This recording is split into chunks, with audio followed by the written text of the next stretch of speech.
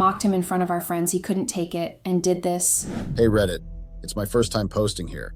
I've been stumbling upon this subreddit quite frequently on TikTok and Instagram, so I thought I'd join in and share my frustrations. I need an outlet to vent because I am beyond angry. I ask myself, what do people actually want? I pour my heart and soul into being the best husband I can possibly be for my wife Nora, yet all I seem to receive in return is disrespect, especially from her and her circle of friends. A little bit of backstory about me and my wife. Nora and I met during our college days at a lively party thrown by one of her friends.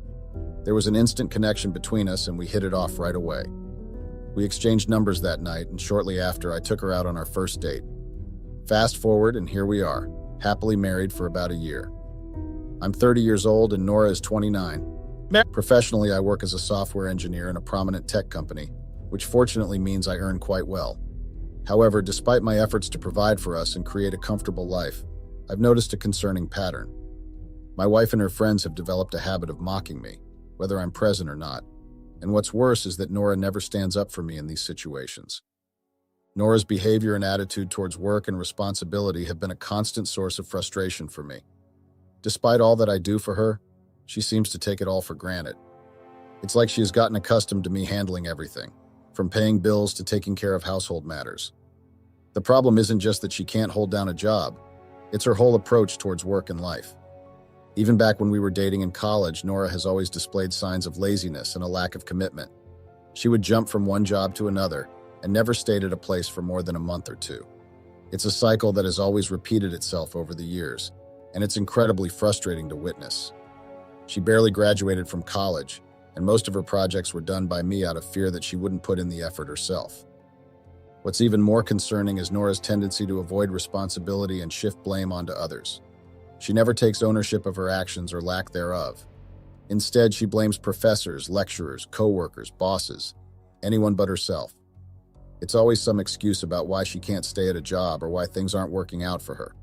It's always someone else's fault according to her. Whether it's the job being too stressful, her co-workers not liking her professors back in college failing her on purpose, or her boss having a personal vendetta against her. Her lazy attitude towards job searching is equally infuriating. I have to practically push her to even start looking for a job, and when she does, it's half-hearted at best. It's like she expects everything to be handed to her without putting in the effort or taking any responsibility for her own success or failures. Nora's friends have also really messed with her head and keep feeding her outdated ideas about what men and women should do. They've convinced her that I should be the one paying all the bills while she just sits at home looking pretty. It's ridiculous, especially since we don't have any kids to take care of. I've tried explaining to her that it doesn't make sense for her to stay home all day doing nothing, but she keeps pushing for it and arguing about it. It's just absurd because these friends of hers are single and pay their bills themselves. They constantly complain and moan about how nobody wants them, but who would want a person that thinks like that? Before she quit her last job, she was only there for 3 months. Nora's friends would constantly make fun of me for not being man enough to let her stay at home. They'd call me selfish and greedy and say I make good money so I should let Nora stay home. I've told Nora time and again that I don't like her friends and don't want her around them, but she just brushes it off and says I'm insecure because I don't have many friends myself. But the thing is, I would rather not have any friends that be friends with the kind of people Nora associates with. Now her friends also have this crazy idea that a guy should fight for a cheating partner to prove his love. They say if a man doesn't fight for his partner after she cheats, then he never really loved her. It's nonsense, and I've tried telling Nora that, but she won't listen. When I ask her friends about the double standard of loyalty between men and women, and if that means a woman should fight for a cheating man, they accuse me of being old-fashioned or even sexist, and that it's not the same for women and men. When I then ask them if that means that women and men aren't equal, they again fumble, and the only reply they ever have is to say I'm sexist. Nora deciding to stay at home because of what her friend said has caused a real headache at home. Even though she's supposed to take care of things now, like cleaning up, cooking, and doing the dishes, I'm the one stuck doing it most of the time. It's so annoying to come back from work tired and find the house a mess, especially when Nora could easily help out but chooses not to. To make matters worse, Nora invites her friends over frequently, and they leave the place even messier without lifting a finger to clean up. When I bring this up with Nora, she brushes it off, claiming that I'm being too demanding and don't understand the challenges of being a stay-at-home wife. It is a constant battle trying to get her to see the importance of contributing to the household, especially when she's not bringing in any income. What's even more infuriating is her friends' influence on her attitude towards accountability. They've convinced her that she doesn't need to be answerable to anyone, not even her spouse. There was a time when Nora packed up and left for a weekend getaway with her friends without informing me. According to them, sharing her location or letting me know about her plans is controlling and sexist. They've painted me as an abusive partner just because I expect basic communication and honesty in our relationship. For me, it's not about control. It's about safety and trust. If Nora doesn't share her whereabouts with me, how can I ensure her safety if something goes wrong? It's common sense and respect for each other's well-being, yet her friends have twisted this into an issue of control and oppression, which is just ridiculous and absurd. Communication and honesty should be the foundation of any healthy relationship, but it seems like these values have been lost on Nora and her friends. For the longest time, I put up with all of this because I loved my wife. Sure, she had her flaws. She was easily influenced by her friends. She could be lazy at times, but she was still the woman I married, and I didn't mind picking up the slack. I understood that everyone has their struggles, and I was willing to support her through it all. The tipping point for me was like a floodgate bursting open after being filled with anger and frustration for so long. It wasn't just one thing that pushed me over the edge. It was a whole pile of stuff that kept adding up until I couldn't take it anymore. Looking back, I see now that I should have put my foot down from the get-go, but I guess I let it slide because I didn't want to rock the boat and ruin Nora's relationship with her friends. Their teasing was relentless, and they made sure it hit me in every part of my life. They'd make fun of the things I loved, calling me a nerd or a weirdo, and trashing my hobbies like they were the most ridiculous things in the world. And my awkwardness? They made that their favorite target, especially in big groups or gatherings. They'd laugh at my every stumble, joke about my lack of social skills, and it was like they enjoyed seeing me uncomfortable. What hurt the most was seeing Nora join in or laugh along. She knew how much their teasing bothered me, but she'd just ignore it or even add to it sometimes. It felt like a slap in the face, like she cared more about fitting in with her friends than how I felt. Even when she saw that I was upset, she wouldn't speak up or ask them to stop. It started to make me wonder if she really respected me, or if I was just a joke to her. The mockery didn't just stop at my hobbies or my social skills. They also took aim at my relationship with Nora, and they would put it down with their hurtful words. They'd throw around the word simp like it was an insult of the highest order. They would use it to belittle me and make me feel emasculated. Their tone was never playful or friendly. It was always rude, derogatory, and dripping with disdain. They'd say I was submissive and weak, that I'd do anything Nora asked without question. The way they talked about it made it clear they thought less of me for it. Nora would most times laugh along with them and reinforce their hurtful comments instead of standing up for me. It hurt so much to see her join in because it was like she agreed with them on how they viewed me. One particularly painful incident happened at one of her friend's birthday party. It had been a large gathering, and after it ended, I wanted us to leave, but Nora insisted we stay for a while because no one was leaving yet, and then they started openly mocking me for being a simp. Instead of shutting it down, Nora joined in the mockery and started listing times and instances where I had accommodated her wishes or put her needs first. She was just openly airing our private moments for everyone's entertainment. They didn't stop there. They also took shots at my intelligence. Despite being smart, they'd compare me to Sheldon from Young Sheldon in a very demeaning way, calling me a weirdo because of it. They made it seem like being smart was a flaw and would prefer to mock me rather than appreciate my intelligence. They didn't just tease me about my hobbies or social skills. It felt like they had a personal grudge against every part of my life, no matter how good or important. It was like they were on a mission to nitpick and ridicule every single thing just for the sake of it. Take my job in the tech industry, for example. Instead of acknowledging the perks of having a well-paying tech job, they spun it into something negative. According to them, tech professionals were reclusive control freaks who enjoyed being abusive, which is such a ridiculous stereotype with no basis in reality. Even my appearance wasn't off limits to their mockery. Despite staying fit, hitting the gym regularly, and taking care of myself, they found ways to turn it into a joke. They'd mock my blonde hair, comparing me to a Ken doll in a way that was downright insulting. They even criticized my gym routine, saying that people in tech shouldn't care about fitness, which made absolutely no sense at all. One particular incident that really got under my skin was when they messed with something as serious as the ownership of our home. This house was a gift from my mom after we got married, And naturally, it was in my name due to my mom's reservations about Nora. She doesn't like Nora. Now, my mom wasn't one to stir up trouble or act petty, but she did want to make sure the house stayed under my ownership, which I totally understood. At first, Nora didn't have any issues with this arrangement. But then, after chatting with her friends, they planted this crazy idea in her head that everything I owned automatically became hers as my partner, while everything she owned remained solely hers. It was like they were trying to rewrite the rules of partnership. They told her that as my partner, she deserved total ownership of the house. This ridiculous idea they filled her head with has caused unnecessary drama and put pressure on Nora to demand full ownership of the house and completely ignore my mom's intentions. Despite me trying to find a middle ground and suggesting joint ownership, Nora and her friends kept pushing for their unrealistic demands. When I stood firm and refused to budge because why the hell would I give you full ownership of a house I was gifted? They finally told Nora to accept the compromise, but the damage had already been done. Their meddling and manipulation had strained our relationship so much that I was no longer willing to give in to their unreasonable requests, and I refused to even add Nora's name on the deed for joint ownership. The breaking point for me was yesterday, Friday night, a night that turned into a nightmare. Nora had insisted I join her and her friends for drinks and dinner. Now, I'm not a fan of Nora's friends, and the thought of spending an evening with them didn't exactly thrill me. They weren't my crowd, they were Nora's. Still, Nora kept pushing, saying I needed to socialize more. Reluctantly, I agreed. Nora's friends said they were hungry and suggested we all go to a restaurant before heading to a bar to drink. Nora told me she was hungry too, so we all agreed. We ended up at a fancy restaurant, the kind that's a bit pricey but not too extravagant for me. I noticed Nora's friends ordering really expensive dishes, and it struck me as odd considering their modest incomes.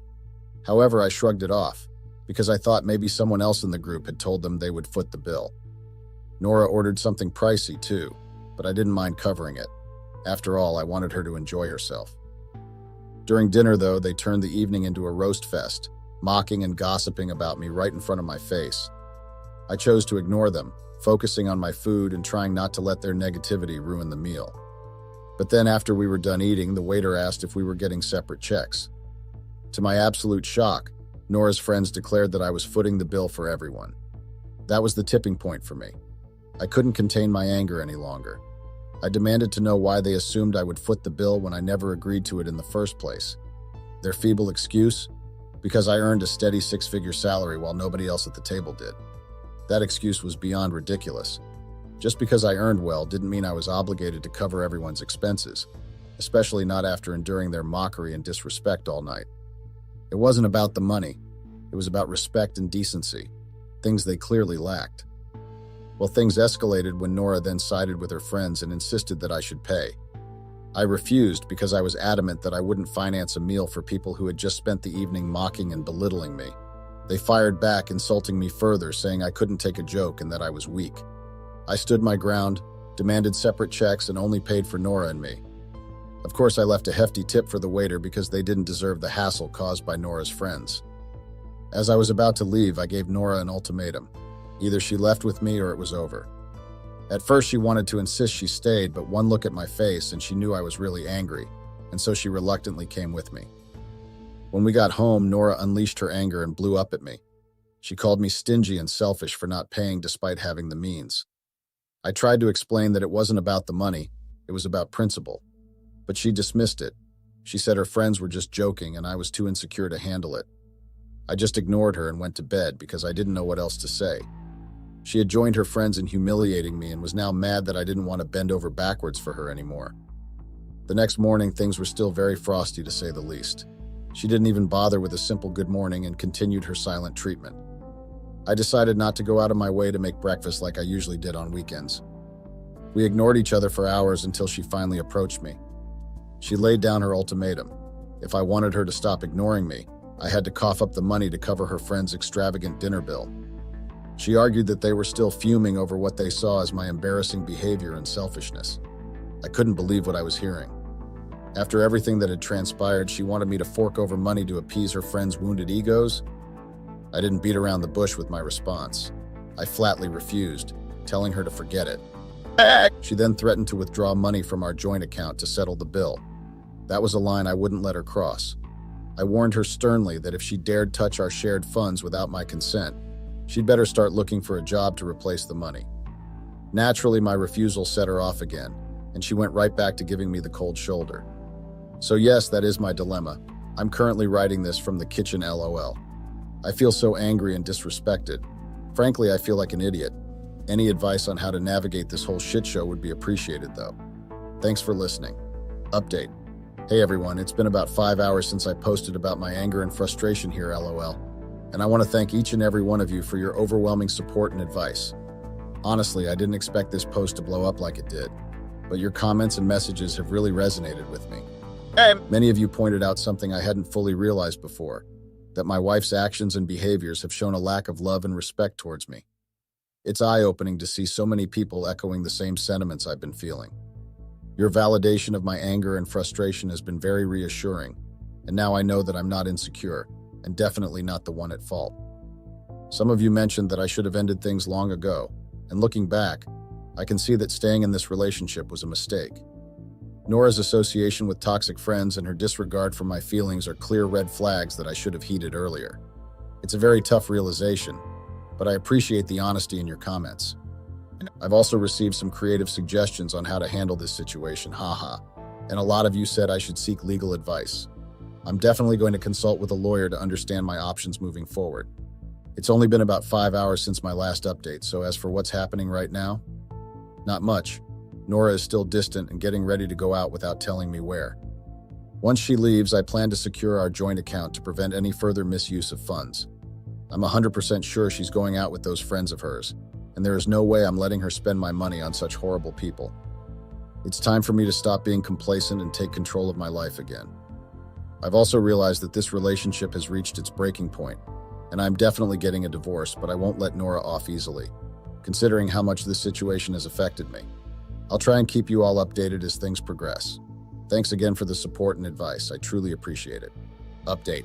Hey Reddit, it's me and I'm back with another update. I appreciate all the support and advice from everyone in the comments and DMs. It's been quite a ride since my last update, so let me fill you in on what's been happening.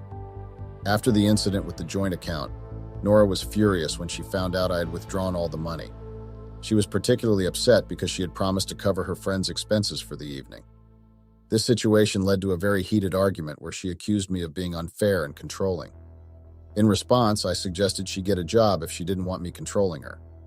I told her that we would now only use the joint account for bills. This didn't sit well with her, and she threatened to leave if I didn't transfer the money back immediately. I stood my ground and ignored her and just went to my office and locked myself in. She didn't expect that. She had expected me to relent as I usually did. Since then, I've been finding ways to play harmless pranks on Nora. For instance, I strategically placed realistic-looking fake bugs around the house, knowing she's terrified of them. The reactions were priceless, and when she confronted me about it, I turned the tables by calling her insecure for not being able to take a joke and that I was just playing around. Another prank I've been pulling is setting multiple alarms in the morning. Nora tends to sleep in, while I have to wake up early for work. Although I used to avoid alarms because they disturbed her sleep, I've started using them to ensure I don't oversleep. She's been complaining because she's a light sleeper and it's been driving her crazy, but I've insisted that they're necessary for my job. I've also taken my revenge on Nora to another level by playing mind games and making her doubt her own sanity. How do I do it? It's all about subtly shifting things around our house, and when Nora notices and asks me about it, I act like I have no idea what she's talking about. Sometimes I'll even pretend to be confused and question her memory, making her wonder if she's losing it. But that's just the beginning. I've been orchestrating conversations and plans with Nora, only to deny ever having those discussions later on. It's like gaslighting on steroids. This constant manipulation makes Nora second-guess herself, and makes her wonder if she can trust her own mind, or if she's just imagining things. Last night was the cherry on top. Nora actually mentioned feeling like she might have dementia. It genuinely took everything in me not to laugh. The fact that I've pushed her to question her mental health is both twisted and satisfying. It's cruel, I know, but she deserves it. While I've been playing mind games with Nora, I've also been strategically planning for our separation. It's not just about divorcing her. I want to ensure that she's left completely alone once I'm out of the picture. I've already reached out to my lawyer and started working on divorce papers. The thing is, I haven't told Nora any of this. She thinks we're just going through a rough patch, oblivious to the fact that I'm planning to leave her for good. It might seem harsh, but I believe it's necessary for both of us to move on separately. One of the biggest challenges I'm facing is the house. Legally, the house is mine, but it's also listed as Nora's primary address, which means I can't simply kick Nora out without going through a lengthy eviction process. I don't want to be stuck living with her for another 6 months or more. That's why I'm seriously considering selling the house without her knowledge. It might seem drastic, but it's the most efficient way to ensure a clean break. If I were to do that, I'd have to move back in with my mom temporarily, until I either get an apartment or buy another house. It's a pretty practical plan if I say so myself. I know these decisions might seem cold, but I've thought them through carefully. My priority is to move on from this toxic situation and build a better future for myself, even if it means making tough choices along the way. Update. Hey Reddit, it's been a while, but here's the latest update. Life has been pretty slow lately, and I honestly forgot to update, so my apologies for that. Now on to the actual update. Nora is finally out of my house. It's something I should have done ages ago, but I finally took the step and kicked her out. How did I do it? Well, I decided that if I was going to kick her out, I needed to do it with one last big statement. So I executed what you could call the ultimate prank, although it wasn't really meant as a prank, but more as a way to punish her. I swapped out her shampoo and conditioner with a hair removal product, and you can probably guess what happened next. She used it several times before realizing what was happening, which I found surprising because the hair remover does have a distinct smell and reaction. As a result, she ended up with a really bad haircut, with chunks of her hair falling out. She was so scared that she had alopecia that she insisted on going to the hospital to get tested. I had to hold back my laughter every time I saw her hair. For about a week, she didn't even leave the house because of her embarrassment over the haircut. During this time, she started hinting that she wanted her friends to visit her. Previously, her friends used to come over frequently and they would mess up the house but never clean. Their visits stopped after the incident at the restaurant where I refused to pay for them. I knew her friends would only mock me more if they came over, so I refused to let them.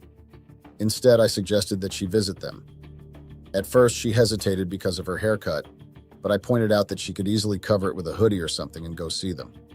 She thought it was a good idea and immediately got ready to leave. Her friends came to pick her up, and I took that opportunity to pack up all her belongings and put them outside on the porch.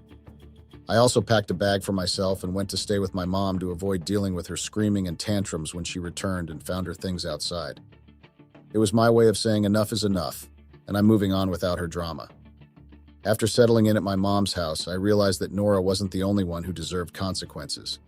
Her toxic friends had played a significant role in influencing her behavior. Most of them were either unfaithful in their relationships or were with their partners for all the wrong reasons. When I dug into Nora's phone and saw their group chat, it wasn't just mockery I found. It was a treasure trove of secrets and backstabbing. I took screenshots, lots of them. I took to social media, Instagram, and Facebook, where I found their partners' profiles. For those with private Instagram accounts, I reached out to their close friends on either Instagram or Facebook and sent them the damning screenshots. Was it harsh, cruel, and unnecessary of me to do that? Yes. But did they deserve it? Absolutely yes. What shocked me even more was how they would talk behind each other's backs in private messages. Despite claiming to be best friends, they were ruthless when it came to gossiping about one another. I collected evidence of this too, sending it back to them so they could see the toxicity within their own circle. But my actions didn't stop there. I sent Nora a final message, ending things definitively. I made it clear that I wouldn't tolerate her toxic behavior anymore, demanded a divorce, and informed her that her belongings were waiting for her on the porch. I knew the chaos that would follow, especially from Nora, so I turned off my phone and went to bed early. The next morning, my mom filled me in on the shit show that went down. Nora had shown up at my mom's house and caused such a disturbance that the neighbors had to call the police. I couldn't believe I slept through all of that. When I asked my mom why she didn't wake me up, she said she knew I wanted to steer clear of Nora, which I appreciated, but I still felt a bit anxious. I was just glad that Nora's meltdown didn't turn violent. I guess I was utterly drained from everything that had transpired. When I finally did turn on my phone to check it, I was bombarded with messages from Nora. Apologies, begging, insults, and threats. It was clear she was spiraling, and I chose not to engage with her. I spent the day at my mom's to avoid any confrontation at home because who knows, she might have been waiting for me to just show up. 2 days later, I returned to my house and changed the locks. Nora's meltdown was evident. Some of her belongings that she didn't take were scattered on the porch, and the windshield of her car, which I had bought but was in my name, was smashed. I didn't even bother trying to make her pay for it. I took care of it myself, changed the locks, and retreated back to my mom's, while still ignoring all her attempts to reach me. Update. Hey Reddit pals, it's been a bit since my last update. I want to say thanks for all the support and laughs you've given me. It's been a wild ride, to say the least. Not much has changed on the Nora front. I'm still not responding to her per my lawyer's advice to document everything. She's going to be served soon, and I'm sure that'll set her off again. But honestly, I couldn't care less. I managed to get in touch with a few acquaintances who are closer to Nora's circle than mine. They spilled the beans that Nora's been desperately calling around looking for a place to crash. Turns out no one's biting. Her so-called friends have turned their backs on her because they feel it's her fault their cheating escapades got exposed. They're all in hot water with their partners or facing breakups, thanks to the evidence I dropped. Plus, they realized they weren't as tight-knit as they pretended, with all the backstabbing and gossip. Now, I'm not proud to admit it, but I couldn't help feeling a little satisfied hearing this. It's like karma served up a cold dish, and Nora's getting a taste of her own medicine. I also find it amusing that she hasn't tried involving the cops. Maybe she's clueless about the eviction process and doesn't realize that since she has my house listed as her primary address, legally I can't kick her out. But I'm thankful for that, because I wouldn't have been able to stand it if I had to house her for at least 6 months more. Meanwhile, I've kept up with my little pranks. I signed Nora and her buddies up for a flood of spam emails. Their inboxes are probably overflowing by now. And to top it off, I played a little trick by putting Nora's number on those bogus celebrity fan sites, claiming it's some celebrity's leaked contact information. People fall for that nonsense, so her phone must be blowing up with random calls, but hey, anything to keep her distracted, right? Update. Hey Reddit folks, it's been a minute since my last update, and I apologize for the silence. I've been dealing with the whole court ordeal, and let me tell you, it's been quite the roller coaster. The good news? I emerged from it with a major win. Nora did manage to snag a bit of early money, but it's peanuts compared to what I retained. Let me break it down for you. After getting served, we went through the court process. Thanks to my solid evidence and the fact that I had a really good lawyer, things went in my favor swiftly. Nora got a small chunk of early money, but thankfully it won't make a dent. I got to keep my house and a bunch of other assets, plus the court ruled that Nora had to cough up for the smashed windshield. Remember, I initially said I wouldn't press her for it, but since she got some early cash, I brought it up, and she begrudgingly had to pay. Seeing her fume about it was just an added bonus. As for Nora's living situation after the whole shit show, she's pretty much homeless. She's either crashing on couches or seeking refuge in shelters. She admitted this to me herself, LOL, probably to get me to pity her. And after the court drama wrapped, she cursed me out, blamed me for everything. Then in a weird and bizarre twist, she tried to plead for me to take her back. Seriously? One moment you're hurling insults, the next you want a reconciliation? I shut that down real quick, telling her it was over for good. Now I'm focusing on myself. I'm diving into self-improvement mode. I don't plan on dating anytime soon given the drama I've been through. It's all about my personal growth from here on out. Huge shout out to everyone who supported me through this wild ride. This will probably be my last update. This Reddit post exceeded my expectations, and I'm grateful for the amazing support. Thank you all so much. Update. Hey Reddit pals, I'm back with another update, despite saying that my last one would be the final chapter. It's heartwarming to know that many of you are still interested in what's going on in my life. So here's a little glimpse. Since cutting Nora and her toxic circle out of my life, things have been significantly better. No more mocking, no more negativity about my hobbies or interests. I took the opportunity to deep clean the house, and let me tell you, maintaining cleanliness without Nora around to create chaos has been a breeze. On the work front, I actually snagged a promotion. It's been a very rewarding validation of my hard work and dedication. As for dating, well, that's still on hold. It might be a while before I dip my toes back into that scene, but I'm okay with that. Self-care and self-prioritization are key right now, LOL. As for Nora's whereabouts, I'm not entirely sure. Last I heard, she was still struggling with homelessness, which is good for her, I guess. It seems she's stuck in the same cycle of job hopping and facing challenges in employment due to her qualifications and work history. Despite everything, I'm looking forward to a positive future. Thank you, Reddit, for all your support and interest in my life. Here's to hoping for brighter days ahead for all of us. Sometimes it's better to start looking at someone's background before you get them into your life. I mean, they say intimacy is the most powerful thing that is shared by two people who love each other. So when someone shares their body with their partner, then they go outside their relationship and share their body and soul with another person. I don't understand it. I know that in African countries it is believed that when you share your body with someone else, it means you exchange energy with that person. Either good or bad energy, just like if you sleep or share a body with a witch or someone with negative energy, the energy will simply be transferred to you. I mean, how you would risk yourself like that. No matter how much your partner is, you have to respect him, her. Respect the vows that you had made before God and your loved ones. I know I am an arrogant person at times, but what my wife did really hurt me to a point that I somehow doubted myself and my capabilities as a man.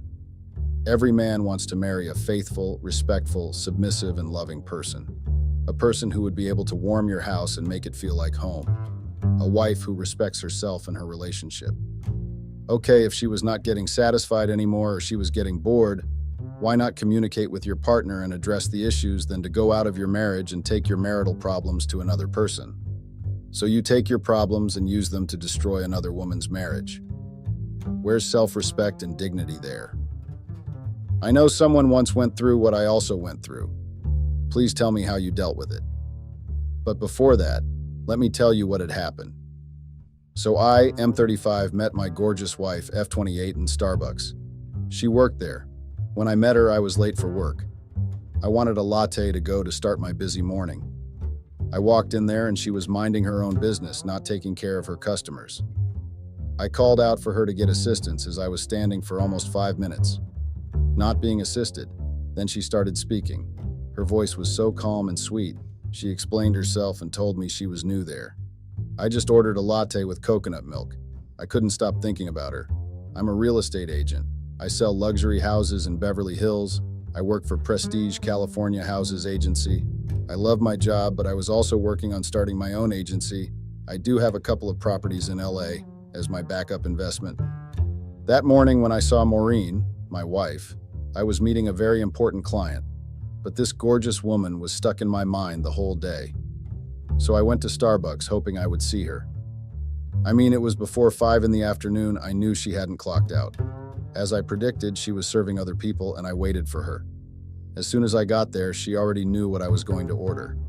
I kept going to Starbucks not only for my morning latte, but also to see her. 2 weeks passed and I couldn't take her out of my mind, so I decided to shoot my shot. I asked her to go out with me, which took me a lot of begging and promise-making. As I was about to give up, she eventually agreed to go out with me. Then she gave me her number.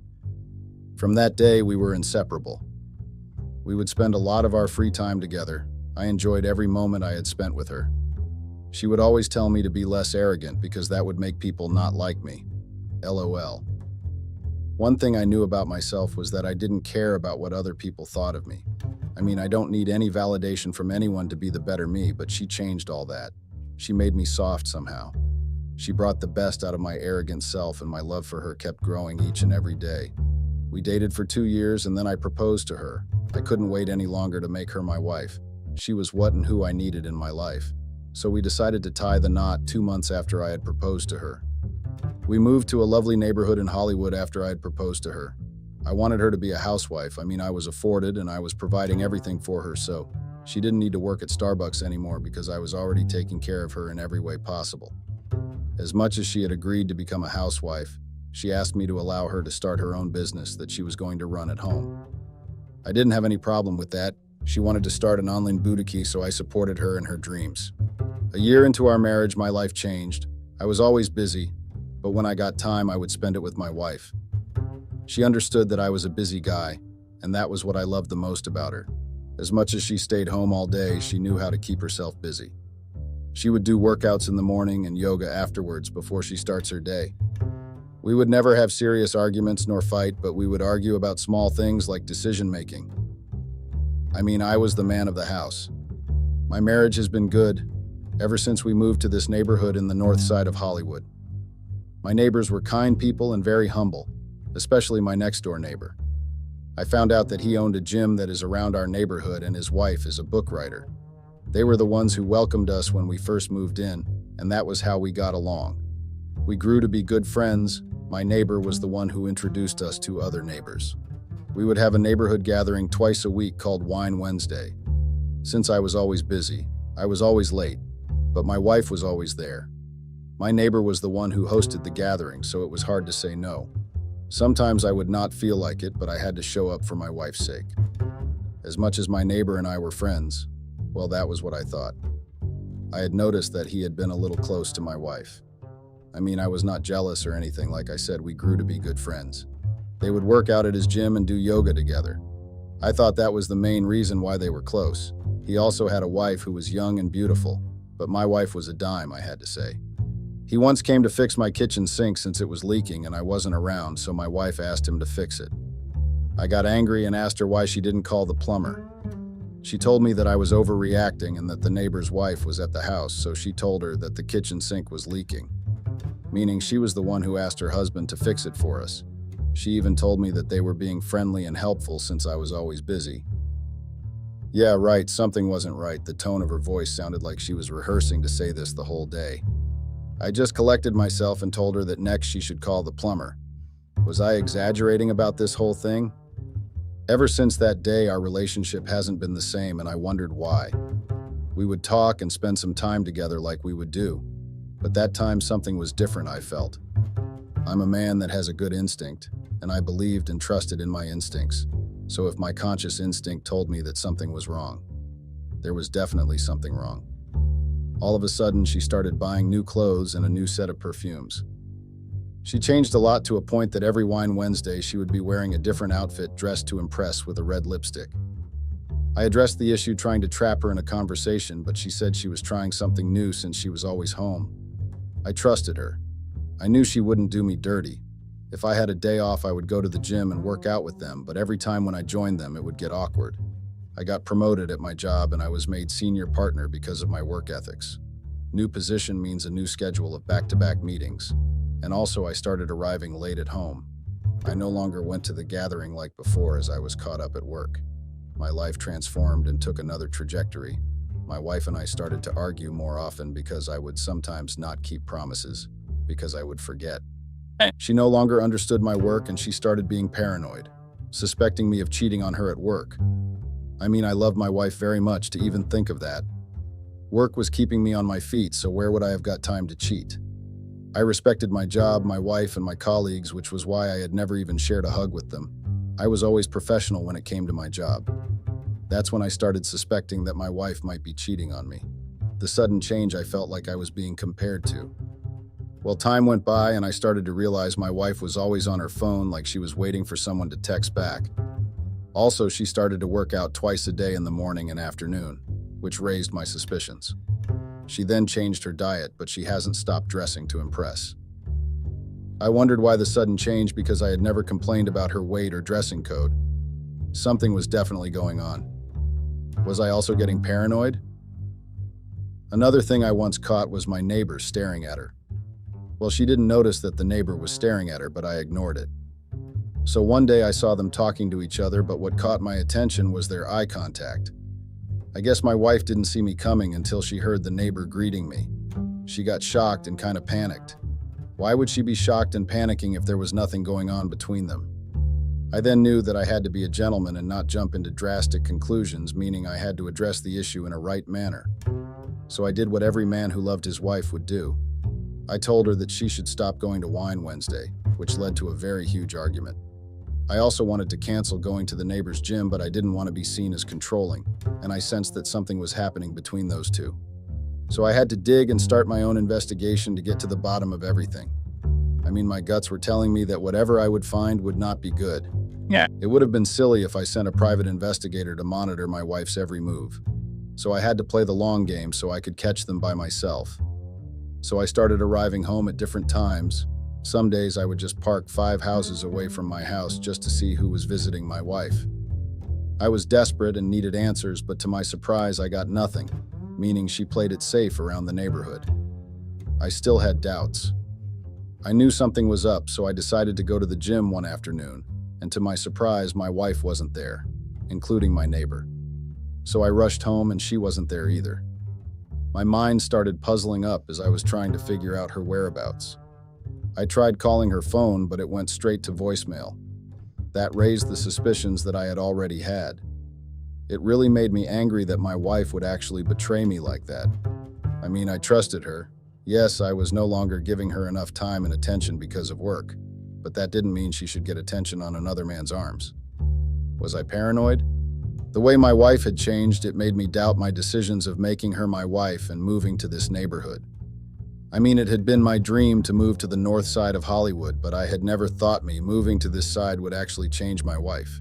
I had thought she was humble and quiet, but I had thought wrong. Another thing that I had noticed but never put my mind to was when I got home. She was no longer meeting me from my car to welcome me back home, like she would wait for me at the door and give me a kiss. She would prepare me a nice bath after work, then it would be followed by a mouth-watering dinner. I fell in love with her every day. I appreciated the way she was treating me and giving me respect as her man. But all that changed over time. In fact, it changed after attending a few Wine Wednesday gatherings. I trusted her, I had thought that since she was coming from a good family with good life lessons, she would follow and take what she was taught with her. When we started getting along, she was so humble, so precious and innocent. She made me vow to myself to never hurt her fragile and innocent heart. She made me put my arrogant self aside and think like a real man. Yes, I have been in relationships with different women, but none of them were a match to what Maureen was offering and how she was treating me. Some of the women I had dated were just in a relationship with me for money. They loved what I was offering, not me as I was. And there was this other one that I had dated. She had a wife material qualities just like Maureen. I loved her, but I was still chasing dollars and didn't have much time with her, so she stayed until she got tired and decided to leave. I found out 2 months later that she was engaged with someone else. But when I found Maureen, I saw that my previous girlfriend had nothing compared to her. Maureen was the full package of wife material. She brought the best out of me. She made me value time and give her attention she needed without even trying. One thing I appreciated and still appreciate about my ex-girlfriend was that she was never afraid to raise her concerns and had warned me so many times about my obsession with work. She told me that she was getting tired of having to wait for me every time when I had to chase the papers. She even told me her fears, expectations, and the type of man she wanted in her life. She was never afraid to tell you the truth, as it was just like Maureen, but Maureen never raised her concerns. She would just keep quiet and pretend like everything was fine when they were not. She preferred bottling things up in her chest and not sharing them with me as her partner. I know I was not a perfect husband, but I needed her to open up. Anyway, when I found out that she was not at home either, I called the neighbor's wife and asked if my wife was with her. I was getting worried even though I knew that she was up to no good. So the neighbor's wife confirmed that Maureen was not with her. Then I decided that it was time I became an FBI on my wife, because what she was doing was against the vows she had made to me and God, and the neighbor was also breaking his wife. It was an absolute disgusting abomination. So I waited until she came back, which she came back pretty late. I knew that she was with the neighbor because when I called the wife, she told me that she had gone home to visit her family. She came back looking drunk, greeted me, and went to our bedrooms en suite. She didn't even look me in the eyes or offer me a kiss. It was like she was guilty of something. So I decided to check her phone, and to my surprise, she had changed her passcodes, which raised eyebrows to me because she had never changed her passcodes. I mean, she was my wife. We trusted each other, meaning there should be no secrets between us. She knew my passcodes, even my bank pins. That was how much I trusted her. So I took it upon myself to find a way to check her phone because it showed that she was definitely hiding something, and I was yet to find out. I prayed that it wouldn't be something that would jeopardize our relationship and break our marriage. A month passed with her behaving like a teenager, sneaking in when I was asleep and going out when I was at work. So I called the CCTV company and asked them to connect the cameras around the house and put another one outside facing the neighbor's house. I knew it was creepy of me, but I had to find out what was happening in my house when I was at work. There is a proverb that says, "What happens in the dark always finds its way to the light." So what I was doing was putting what was happening in the dark to light. Smart, right? The following day, the IT guys came and did their job. My heart and conscience was happy that I would be able to discover the truth that my wife had been hiding. Nothing stays hidden forever anyway, so it was either I find it myself or get someone else to find it for me. But because I respected my wife and our marriage, I decided to dig the truth out for myself. To tell the truth, I was not ready to find out what I had found, but I had to know what my so-called wife was hiding from me. My palms would sweat, my heart beating out of my chest, as I had to check the footage every time I got home from work. One thing I was grateful for with these cameras was that I was able to even watch what was happening in my house when I was at work. My wife's behavior really made me act like an obsessed psycho or a stalker. I didn't want to awaken the arrogant animal that was in me because if I did, I would have acted rashly and end up hurting Maureen for something I had no proof of. I started being an arrogant person when I was still in high school. I was bullied a lot because I had come from a poor background and my parents couldn't afford my fees, so I was helped by a scholarship. It was not easy having to deal with bullies at school and to deal with the absent father, though he was there. I don't know if you will understand what I am trying to say. I then told myself that no matter what I did, I would do it for my mother and be arrogant like my father because it helped him a lot. People would not take advantage of him because they knew that once you try to provoke him, it would be World War VII and he never cared about anyone else but him. Anyway, enough about my past. So I got home and went to my mini office. That day I had found Maureen at home. She even prepared dinner for us, which was very surprising because I don't know when last I had eaten dinner prepared by her. In my mind, the only thing that came was that she was home because the neighbor's wife was around. That was the only explanation I could come up with.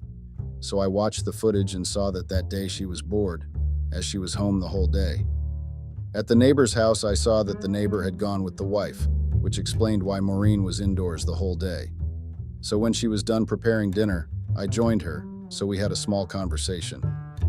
You would see that the conversation I was trying to make was boring her, so I decided to drop a bomb at her just to see her reaction. I told her that I was ready to start my own family, as in having children with her. She choked on her food and told me that she was not ready for a child.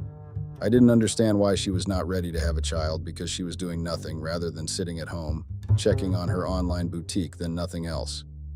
I asked why she was not ready to give me a child. She just told me that she still had a lot to do, and that a child was the last thing on her plan book. I knew that what she was saying was a lie. It's every woman's dream to have their own family. Well, not all women's dreams, but you know what I mean? I needed an heir to continue with my legacy. I was not getting any younger, so I needed to have a child that would carry on with my property business. As much as I was working under another real estate company, under another man. I still had another backup plan for future purposes. A few weeks later, I was still checking the footage every now and then. So as I was watching it, I saw my wife going inside the neighbor's house wearing her short silk gown. I got confused on why she would go to the neighbor's house with a short silk gown early in the morning because when I checked the time, it was not even 10 in the morning. Meaning I had been gone for an hour because I used to arrive at work around 8 in the morning. What I saw made me angry. I couldn't even concentrate at work because I was busy thinking about the footage. I was disappointed at my wife. I never took her as a whoring type. One day I decided to confront her about the issue, so I asked what she was doing at a neighbor's house at 10 in the morning whenever the neighbor's wife was not around. She just busted on me and asked if I was accusing her of something. Her voice was of a guilty person, and I knew that she was really hiding something. So I asked why she was being defensive because I was asking calmly and she just got worked up for no reason. She even got angry at the fact that I was spying on her. Who wouldn't spy on a wife that suddenly changed and started degrading herself? I had been saving the videos since I started watching them. I don't know why, but I felt like I would save them for future purposes. So as I continued following up on what was going on in my house, things didn't change.